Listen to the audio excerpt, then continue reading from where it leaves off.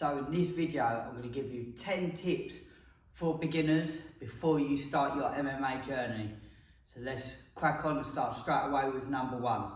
Make sure you eat before training. Yes.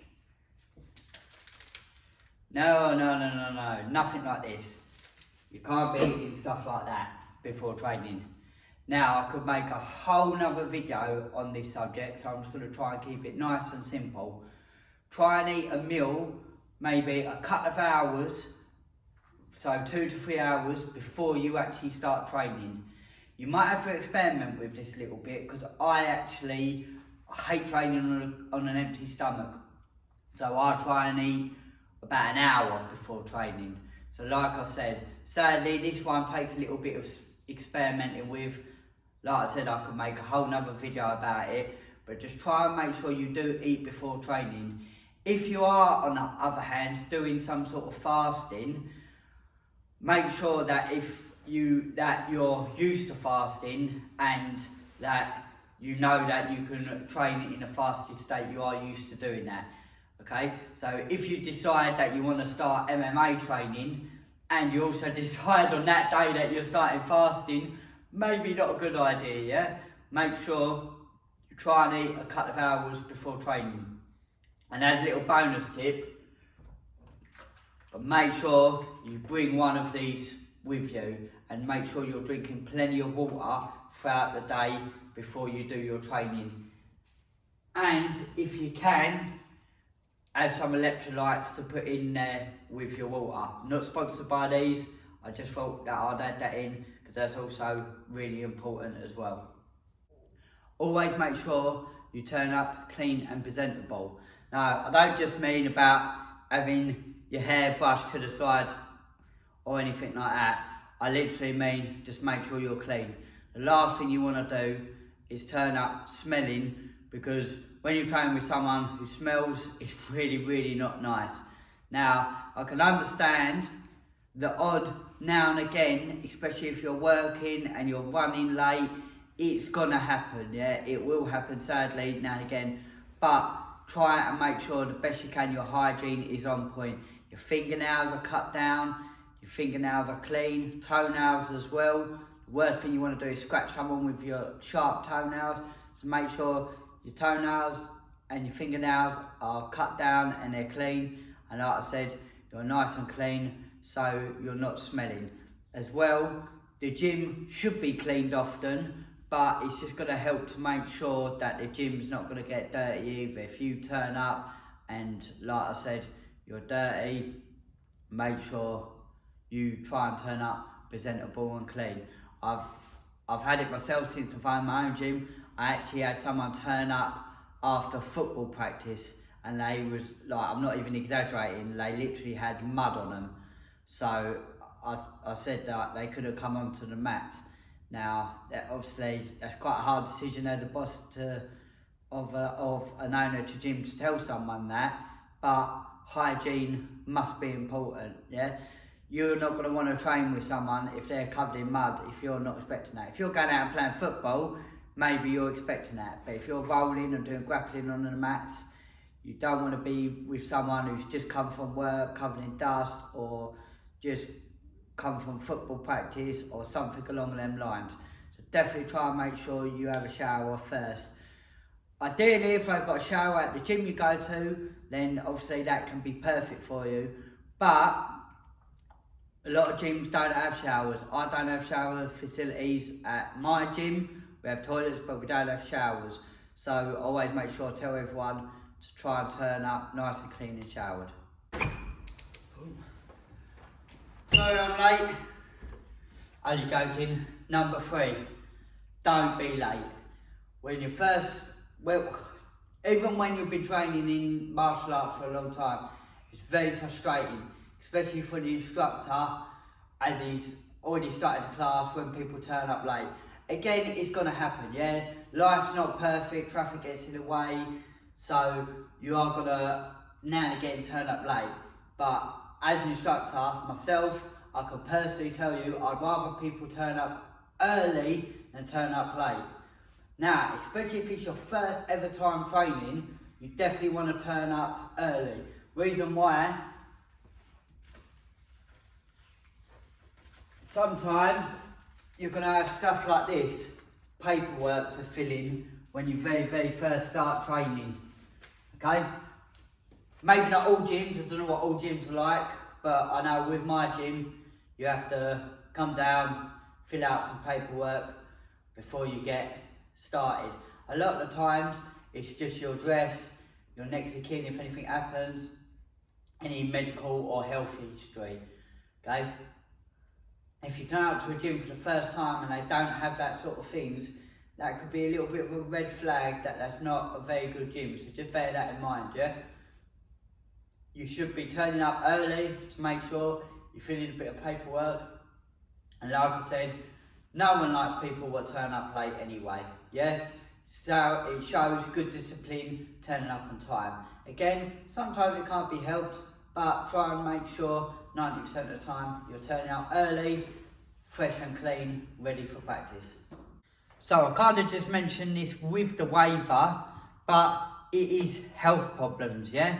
Make sure you tell your trainer of any health problems, even any little nagging injuries, okay?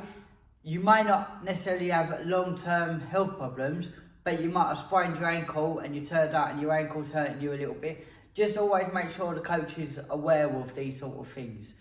Like I said, any long-term medical history should be filled in within a waiver when you first turn up to a gym, but just make sure you do fill that in correctly and make sure you do tell the trainers, the coach, whoever's there, of any health issues or any medical issues. So, we've just got in class, we've just started rolling. Teaching, doing whatever you're doing, your striking, your MMA training, your boxing, whatever it may be. Now, you are a beginner and you're probably quite excited. So, don't be afraid to ask any sorts of questions, yeah? If you've got any sorts of questions, especially when you're going through the moves, don't be afraid to ask them, because the last thing you want to do is not sure what you're doing. You go with your partner, who could be your friend or your bum who's quite new as well, and you're both standing there not sure what you're doing. Yeah, don't ever be afraid to ask any questions. But on the other hand, try and make sure the questions are relatable to what you're doing. For example, if I'm doing arm bars like this, and we're teaching, going through arm bars, don't turn around and then ask your coach a question about striking or a question about leg locks, okay? If there is a question that you do want to know, maybe just wait for an appropriate time to ask the instructor. But again, just try and make sure it is an appropriate time. So don't be afraid to ask the questions, but make sure you're asking relevant questions. If it's not a relevant question, make sure you're asking it at the correct time. So this next one we're going to be talking about is don't be put off by people who are better than you in the gym, or people like Bob who spends literally all day in the gym. Yeah, when you first start at the gym, you are going to be rubbish, basically. Don't expect to go in there and be really good and be able to kick people's bums or whatever, or at least be able to hang with them. You'll be surprised when you first start learning how to fight, how much you can't fight, yeah? So don't ever be put off by reputations or people in your gym what are better than you, especially, now I can talk to this from my personal experience, nearly always being the smaller person in the gym. Don't be put off by someone smaller than you getting the better of you. Yeah, obviously when I have new people come into the gym, they're amazed that I can get the better of them with the wrestling and things like that. But give it a few months of me training them, and a lot of times they're going to get the better of me, and I won't ever be able to get the better of them again because of the size and the weight difference once they've actually learned the skills. So don't be put off by people who are going to be better than you, because there's going to be a lot of people better than you when you first start. So this rolls on to my other point, is when you first start training, you'll be partnered up with someone, okay? Don't try and go too rough to begin with to try and prove a point, yeah? I find this a lot of the time with beginners. When they first start coming down the gym, they're excited, they want to learn quick, and when you're doing drilling, especially with striking and that, if we're doing drilling, so just say we're doing like a jab, cross, roundhouse kick, yeah? So they'll be blocking up jab, cross, checking a roundhouse kick, or parrying, boom, checking a roundhouse kick, whatever it may be.